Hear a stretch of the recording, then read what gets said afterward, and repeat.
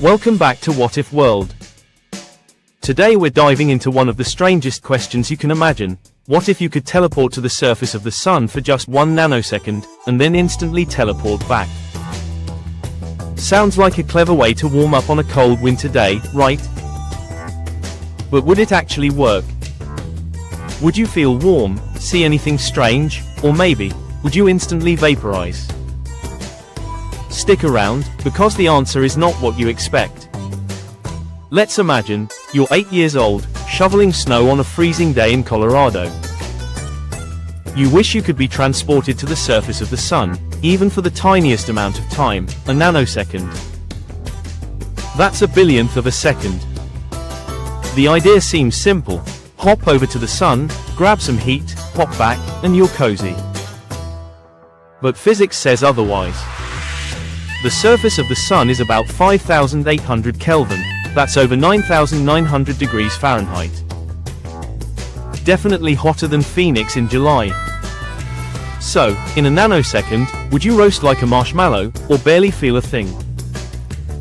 Let's break it down. First, what happens to your eyes? During that nanosecond on the sun, about a microjoule of light would enter each eye.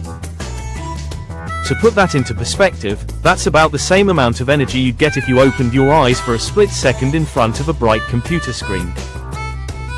Surprisingly, your eyes wouldn't even process it instantly.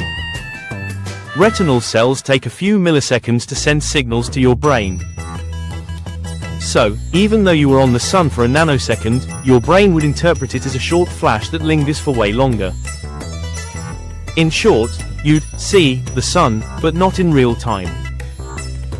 Now, let's talk about heat. Your skin would absorb about 10 to the power of 5 joules per square centimeter of exposed skin. That's tiny. For comparison, if you hold your finger in the blue flame of a lighter for 1 second, you absorb about 5 joules per square centimeter, enough to give you a second-degree burn.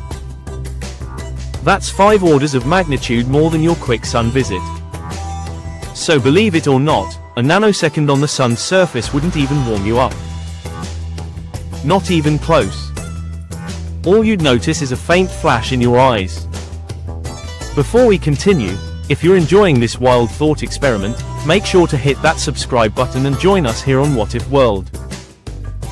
We bring you mind-bending science and fun, what-if scenarios every week. Don't miss out. But wait, what if you got your teleportation coordinates slightly wrong? Instead of landing on the sun's surface, what if you ended up inside? Here, things go downhill fast. The temperature skyrockets into the millions of degrees, and the radiation is brutal. Using the Stefan-Boltzmann law, we can calculate that in just a femtosecond, a million times shorter than a nanosecond, you'd already absorb enough energy to cause second-degree burns. And in the full nanosecond, your body would be overwhelmed with radiation, X-rays that penetrate deep into your organs, tearing apart DNA in cells before your brain even registers what happened. Let's just say, your teleportation experiment wouldn't end well. This brings us to the legend of Icarus. Remember the Greek story? Icarus built wings of wax and feathers, flew too close to the sun, and the heat melted his wings. Now, technically, the sun's temperature does increase the closer you get, but the real issue isn't just the heat. Heat depends on both temperature and time of exposure.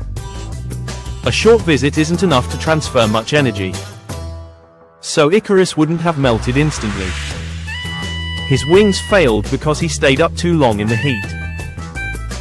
It's a great reminder, in science, time matters just as much as temperature. So, what did we learn? A nanosecond on the sun's surface wouldn't warm you at all, you'd only notice a faint flash.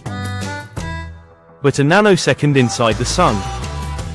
Game over, your body would be fried from the inside out by radiation. And the story of Icarus. It's a great metaphor, but not scientifically accurate. The lesson here, you can't hack the cold of a Colorado winter with a quick trip to the sun. Physics doesn't work that way. Thanks for watching Whatif World. If you enjoyed today's journey, drop a like, share this video with a curious friend, and of course, don't forget to subscribe for more epic, what if, adventures. Until next time, keep wondering, what if?